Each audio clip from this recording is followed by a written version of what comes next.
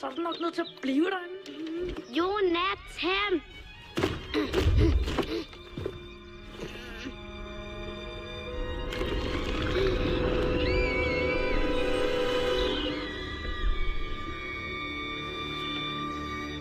Sofie?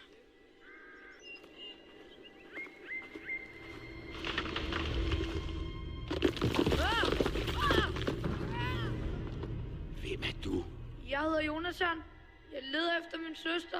Skynd dig hjem. Storskoven er ikke et sted for børn.